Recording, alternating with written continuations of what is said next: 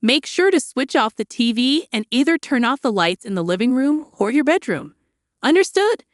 We need to conserve electricity. I reminded my family before heading out for some distant shopping. Whether we're leaving or staying home, we're all dedicated to energy conservation, diligently turning off lights and adjusting the air conditioner. Today was no exception. We exchanged reminders as I left. However, upon returning a few hours later, our once familiar home had transformed entirely. You're all about saving, right? Well, I'm saving electricity for you, echoed Amelia's sinister laughter. Sneaking in unnoticed, Amelia had tampered with our home's breaker, causing a major disruption. And the reason behind her mischievous act was, my name is Emma. At the age of 29, I tied the knot with Liam, my partner of the same age, and settled into my in-laws' residence. Sadly, my mother-in-law had already passed away, leaving my father-in-law, James, who suffered from a respiratory illness, to live alone. At Liam's urging, concerned for his father's well-being, I agreed to move in and continue with my job. Sharing the house was Amelia, James's unmarried sister, with whom I never quite found harmony. James, much like Liam, was a gentle and kind soul, while Amelia proved to be quite the opposite, volatile and temperamental. My straightforward nature often clashed with hers, but due to my seniority, I somehow managed to maintain a semblance of order. Aside from the occasional friction with Amelia, life in the household was tranquil. However, within 6 months, James's health took a turn for the worse. His condition necessitated the constant use of an oxygen machine, rendering him unable to be left alone during the day. Both Amelia and I held jobs, leaving no one to provide care for James in our absence. Although the logical solution would have been to arrange for his care in a specialized facility, James adamantly refused to leave the home that held cherished memories of his late wife. After much deliberation with Liam, we decided that forcing James to leave would be too cruel. Instead, we opted to hire a caregiver to assist him at home. Little did we know, this decision would unravel into a host of new challenges.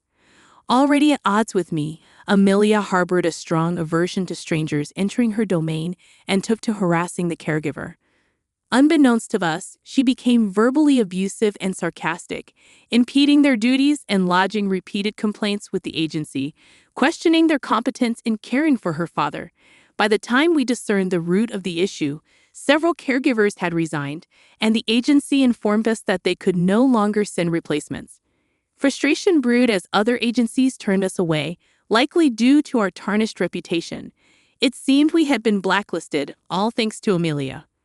With our prospects for external assistance dashed, we were left to devise a solution. Amelia, ever self-absorbed, had distanced herself from the family dynamic. Despite my husband's attempts to intervene as her brother, their interactions only fueled heated disputes, ultimately prompting him to suggest she find her own living arrangements. This suggestion, however, further incensed Amelia, leading her to vent her grievances to me, perhaps perceiving me as a less formidable adversary than her brother. Overhearing the expectation placed on me as a daughter-in-law to care for James, while my husband was expected to continue working, ignited yet another dispute between us. This tense situation deprived James of the peaceful recovery he deserved. Refusing to succumb to Amelia's pressures, yet unwilling to simply stand aside, I found myself torn. Grateful for James' efforts to welcome me into the family despite his illness, I made the decision to resign from my job and devote myself to his care. Though daunting, I resolved to gradually acquire the skills of caregiving, recognizing James as part of my own family. As I made the commitment to step into the role of caregiver, James and my husband expressed their gratitude with tears of appreciation. Learning the ropes of caregiving from scratch proved to be a formidable challenge, yet James consistently offered words of encouragement, easing my journey despite the inevitable struggles.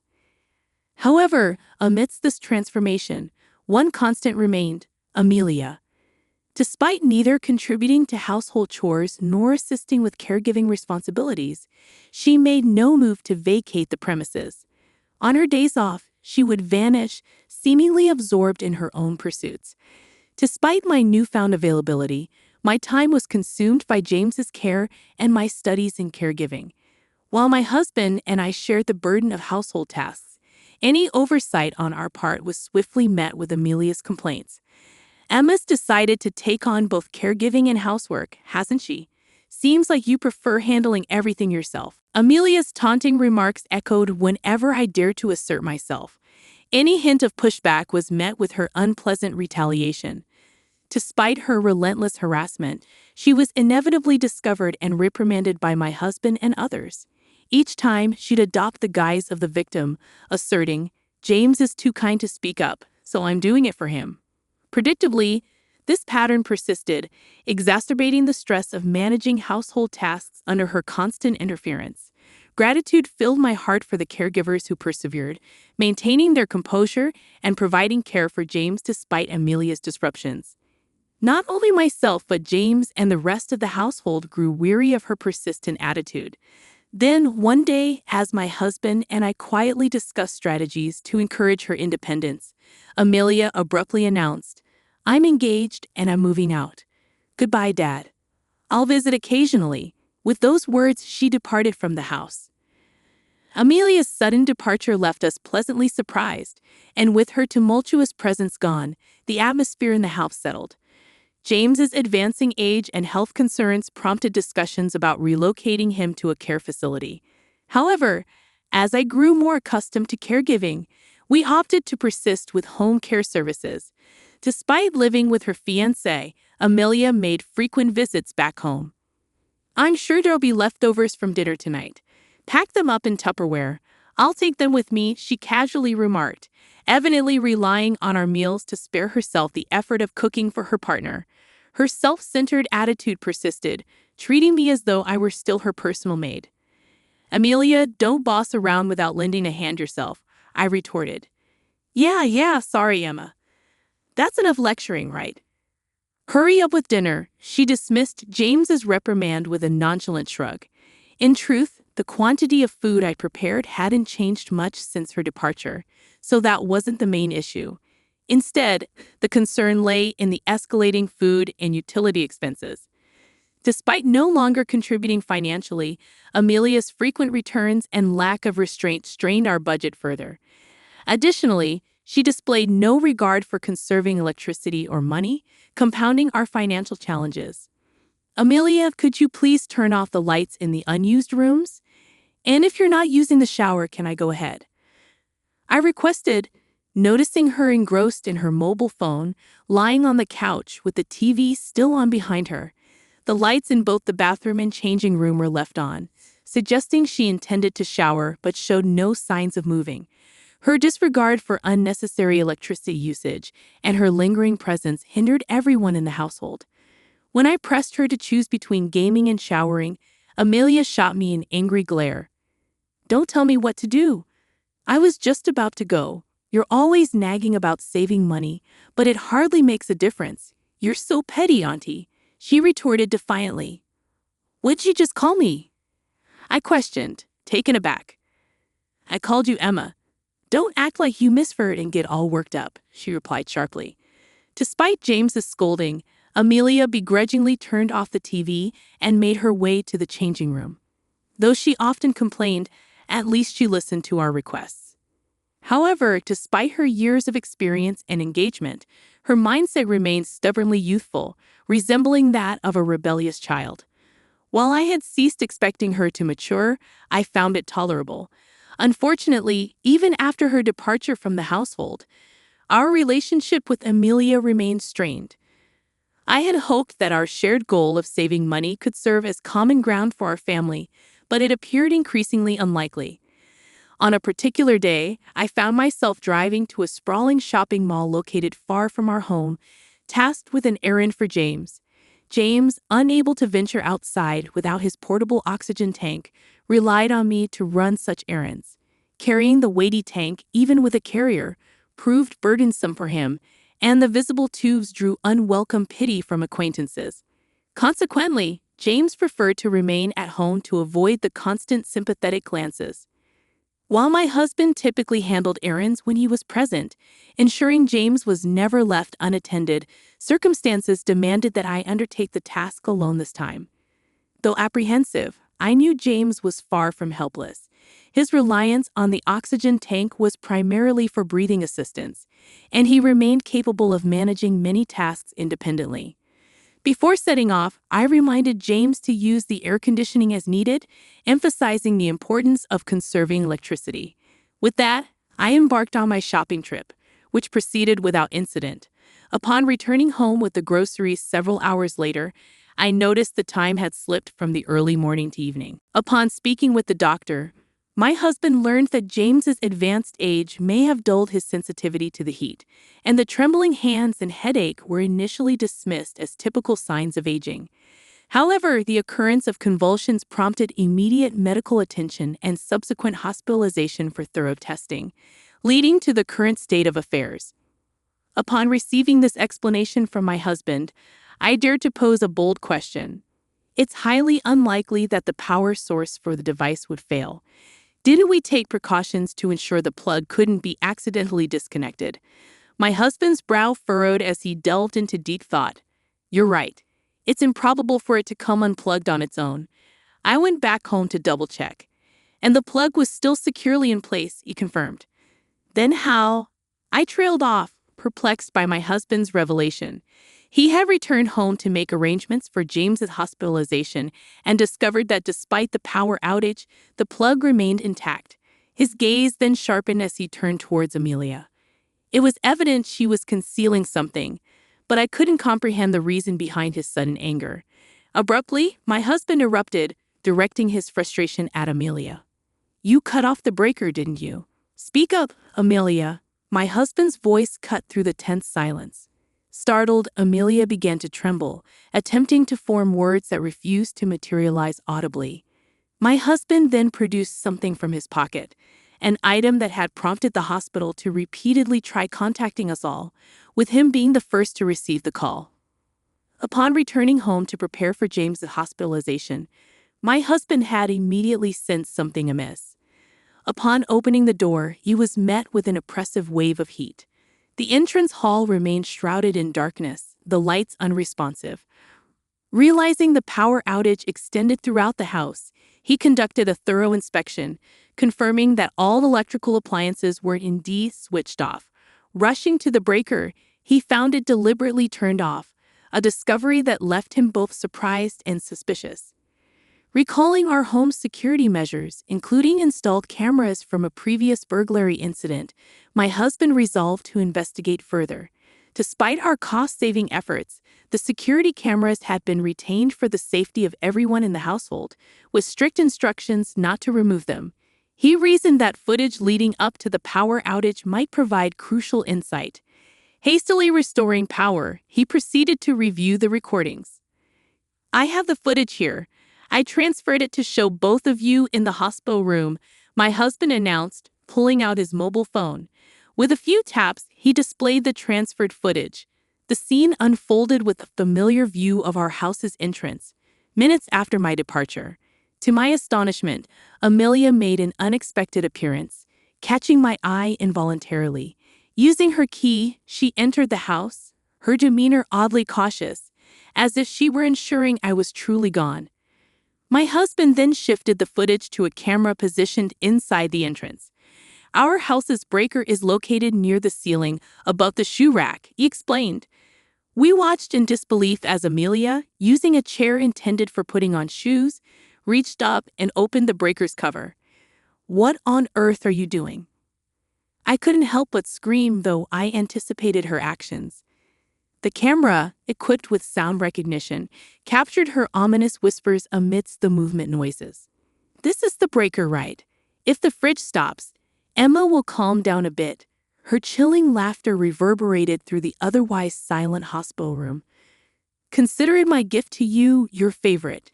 With that, the footage concluded. The realization that Amelia had deliberately shut off the breaker left us all speechless and immobile. With the breaker off, the entire house's power supply had ceased, undoubtedly causing the contents of the fridge to spoil in the hours before my husband's discovery. Her frantic entrance into the hospital room betrayed her lack of awareness regarding the potential danger she had placed James in. It felt like a cruel form of punishment directed at me. Yet her subsequent response was beyond belief. "It's because of your constant badgering about saving electricity," Amelia retorted, tears streaming down her face as she sought to justify her actions.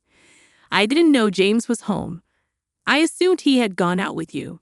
You're the one to blame for leaving him behind," she reiterated, showing no remorse. I never anticipated this outcome. Her tearful defense only stoked my anger. Sneaking in like a thief to switch off the breaker, James surviving was nothing short of a miracle. What if something had happened to Dad? Despite my urge to blame Amelia, she vehemently fired back. "But it's your fault." Retrieving my mobile phone before entering the house, I anticipated a message from my husband regarding dinner plans. However, what greeted me on the screen left me stunned. Numerous missed calls from both my husband and James, indicating they had been trying to reach me urgently. A chill ran down my spine as I realized my phone had been set to silent mode while driving, and in my haste to return home promptly, I had neglected to switch it back, oblivious to the incoming calls. An ominous sense of foreboding washed over me. Hastily, I attempted to call my husband, but the line remained unanswered, amplifying my growing anxiety. With trembling fingers, I dialed James's number as a last resort, hoping for a reassuring response. I dialed the hospital's number, my heart pounding with apprehension. When the receptionist answered, I struggled to maintain composure as I inquired about James's condition. "James is currently hospitalized. I'm unable to provide further details over the phone. Would you be able to come to the hospital?" The receptionist informed me. After being transferred to several departments, I received the unsettling news and felt a wave of dread wash over me. "I'm on my way," I responded hurriedly, quickly turning the key in the ignition to restart the car. The vehicle seemed to echo my urgency as I navigated through the congested streets. James had been perfectly fine when I left, bidding me farewell as usual. I couldn't shake the regret of leaving him alone, wondering how he had ended up in the hospital so suddenly. Upon arriving at the hospital, I followed the directions to the designated room, tension gripping every step down the corridor. Quietly pushing open the door, I was met with the unexpected sight of my husband, whom I had been unable to reach. We exchanged surprised glances, and he explained that he had been at the hospital waiting for James's test results, which accounted for his unavailability. "I couldn't get through to you either," he added. "It's all right. So how is James?" he inquired, prompting me to turn my gaze towards the bed where James lay sleeping. Though his complexion seemed slightly pale, his breathing, my primary concern, appeared steady. "He's all right.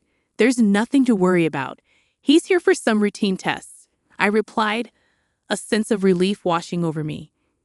Upon hearing my husband's reassurance that James was out of danger, a wave of relief washed over me. However, the question of why James had been hospitalized lingered on the tip of my tongue.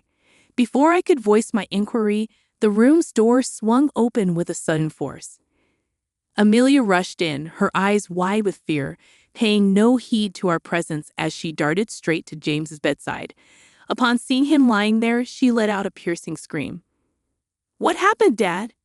Her voice echoed with panic, prompting my husband to rush to her side in an attempt to soothe her. "Please, Amelia, calm down," he urged gently, attempting to ease her away from the bed. Eventually, her frantic cries subsided, only to be replaced by a glare directed squarely at me, followed by a torrent of accusatory words. "What were you doing while you were with him?" Her intense emotion overwhelmed me, leaving me speechless as my husband intervened, attempting to defuse the situation. However, Amelia's anger remained squarely focused on me. Caught in a whirlwind of confusion, I struggled to comprehend the situation unfolding before me. James required oxygen, but the sudden hospitalization seemed inexplicable. "Can we please discuss this calmly?" My husband's composed voice cut through the tension, offering an explanation based on what he knew. James had been brought to the hospital because the power to his oxygen device had been inadvertently switched off. While I was away, James had been resting in his room when a power outage occurred, disrupting his oxygen supply. Awakened by a sudden bout of breathlessness, James frantically attempted to restart his oxygen device, only to find it unresponsive. Unable to reach either myself or my husband, he resorted to connecting a portable tank to ease his distress, though lingering anxiety gnawed at him in our absence. Beset by a throbbing headache, James resolved to seek medical attention at the hospital, a task typically facilitated by us.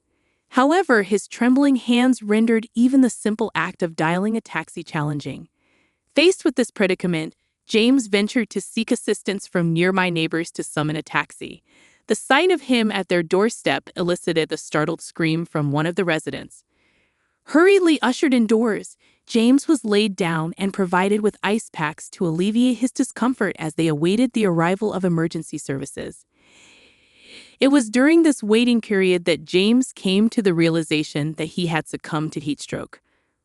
Following prompt and appropriate treatment at the hospital, James's condition stabilized, ensuring his safety. James wouldn't be in this situation if not for you, her accusations piercing my heart.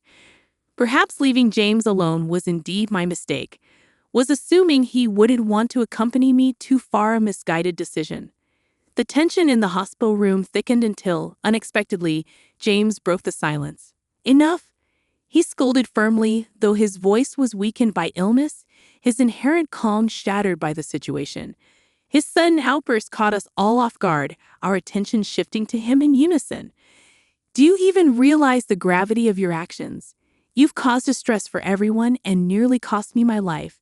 James's eyes glinted with a mix of anger and disappointment. His typically gentle demeanor was replaced by a stern tone, jolted awake by Amelia's loud protests and the tumult in the room.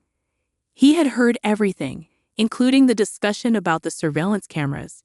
If you're going to continue causing such a disturbance, you might as well leave and never return to this house, he admonished sharply. Amelia's complexion paled, and she froze momentarily before bursting into loud sobs, which only added to the disquiet. Despite her apologies, James insisted on her departure, and my husband escorted her out of the room. James was discharged from the hospital just a few days later. When we arrived to collect him, he greeted us with a smile, appearing to have recovered well. However, upon returning home, Amelia awaited us at the front door. It was the first time she had shown herself since the incident. While we anticipated an apology, her words echoed those from before. It's your fault. All of this is because of you, and James's suffering is on your hands.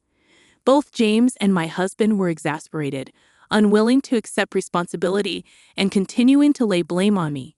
James took a step forward.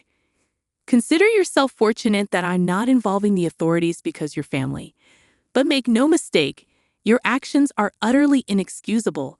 His voice, as cold as it was in the hospital room, remained unchanged, leaving Amelia silenced. But James's condemnation didn't end there. It was apparent that he harbored a deep-seated disdain for her. Consider this dissownment. It's astounding that you still fail to grasp the gravity of your actions. Stay away from our home, he pronounced with vehemence, pushing past Amelia and striding forcefully into the house. Caught off guard, she stood there in stunned disbelief, not anticipating such severe consequences from her father. Standing firmly by James's side, we followed him inside, leaving Amelia behind. Despite her subsequent attempts at apology, James remained steadfast, refusing to acknowledge her efforts. Having been troubled by her actions one too many times, we offered no sympathy and upheld James's decision. Requests for financial support for Amelia's wedding and honeymoon were met with staunch refusal from James, who also declared his intention to abstain from attending the ceremony. In a desperate bid to salvage the situation, Amelia cornered me outside the house one day, pleading for forgiveness and urging me to intercede with James on her behalf. However, I had already resolved not to grant her forgiveness. Knowing her tendencies to resist or ignore, I listened quietly before walking away, leaving her to grapple with the consequences of her actions. As word of the family rift spread, Amelia's fiancé grew perplexed by James's refusal to attend the wedding, prompting him to reach out to James in search of answers. Unaware of the full extent of the situation, Amelia's fiancé was taken aback upon learning about the emergency caused by her actions. Hastily, he extended his apologies to James. Unlike Amelia, he displayed sound judgment, labeling her actions as nothing short of attempted murder. Consequently, the wedding plans came to an abrupt halt. Despite not having moved into their new home yet, her fiancé canceled their arrangements and ejected Amelia from his life. Left reeling from the fallout, Amelia found herself in dire financial straits. Having already quit her job and depleted her savings on beauty treatments and wedding preparations, she was left virtually penniless to shoulder the financial burden of the canceled wedding. Amidst Amelia's turmoil, she didn't seek solace at our doorstep. Meanwhile, the three of us found solace in a newfound tranquility in her absence. James's health appeared to be on an upward trajectory, though we remained cautious given his age. At present, the idea of a care facility seemed unnecessary. In fact, we were even contemplating a trip, relishing in the prospect of peaceful days ahead.